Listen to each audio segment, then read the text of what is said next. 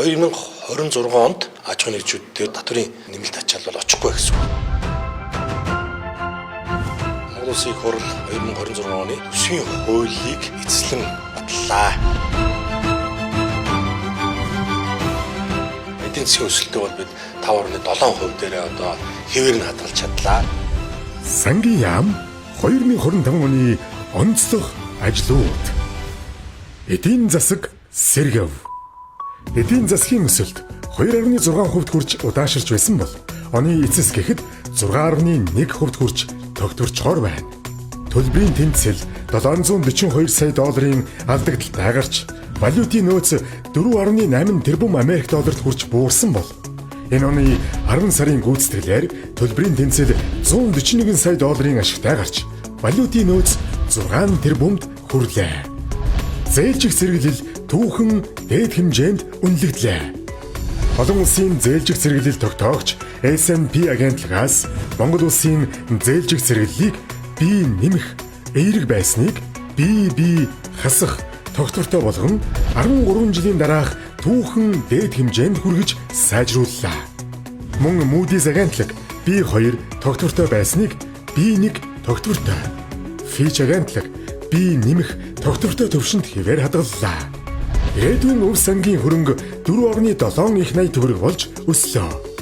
Ирээдүйн өв сангийн хөрөнгийг эрсдэлгүй найдвартай удирдах анх удаа 144 тэрбум төгрөгийн хүүгийн өгөөжөөр арвижуулж одоогийн байдлаар ирээдүйн өв сангийн хуримтлал 4.7 их найт төгрөгтэй тэнцэж байна. Зээлийн эрсдлийн үнэлгээ нэг шатаар ахив.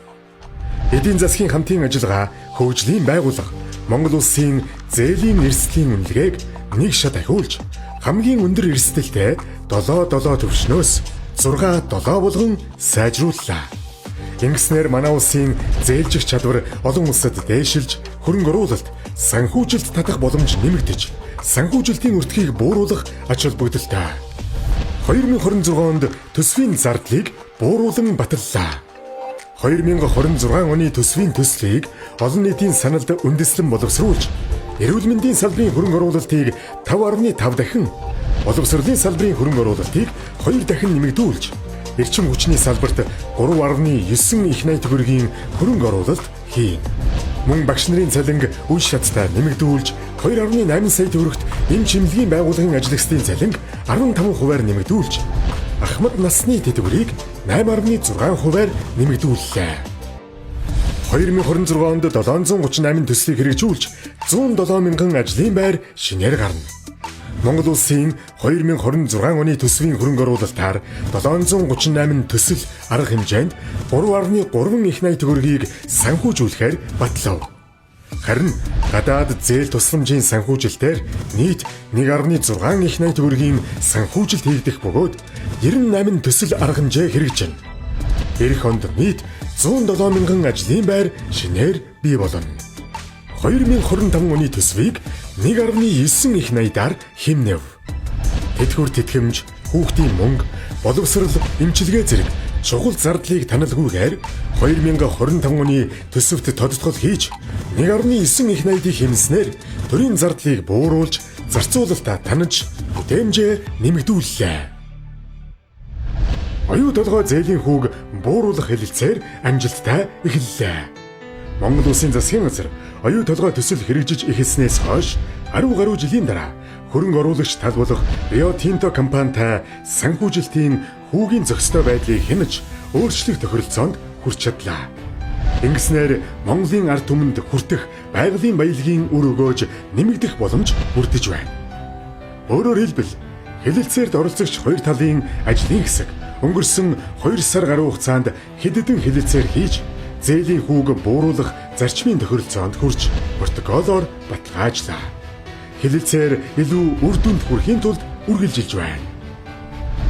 Татварын ачааллыг 2.7 их найт төгрөгөөр бууруулна. Татварын шинжилгээг хийхэд олон нийтийн саналд үндэслэн багц хуулийн төслийг боловсруулж улсын хурлд өргөн мэдүүлэхээр тогтлоо. Хуулийн шинжилгээр татварын өр төлөх хугацааг уян хатан тогтоож, данс хаадаг тогтолцоог халж, хариуцлагатай татвар төлөгчийг дэмжиж, иргэд аж ахуйн нэгжүүдийн татварын ачааллыг 2.7 их найт төгрөгөөр бууруулна. нэмэн өртгийн албан татварын буцаан олголтыг үе шаттай нэмэгдүүлж эхэллээ. Эх оны 10 дугаар сарын 1-ээс иргэдийн 1 сая төгрөг хүртэлх худалдан авалтын нэмэн өртгийн албан татварын 50%-ийг буцаан олгоно. 2027 оноос эхлэн 500 мянган төгрөг хүртэлх худалдан авалтын нэмэн өртгийн албан татварын 100%, 500 мянган төгрөгөөс 1 сая төгрөг хүртэлх худалдан авалтын нэмэн өртгийн албан татварын 50%, түүнээс давсан хэсгийн нэмэн өртгийн албан татварын 20%-ийг хөнгөлж буцаан олгоно. Төсвийн хөрөнгө оруулалтын мэдээлэл бүрэн цахимжина. Сангийн яам нь 2020 оноос эхлэн төсвийн хөрөнгө оруулалтын үйл ажиллагааг ил тод нээлттэй болгохоор PIMS системийг хөгжүүлж байна.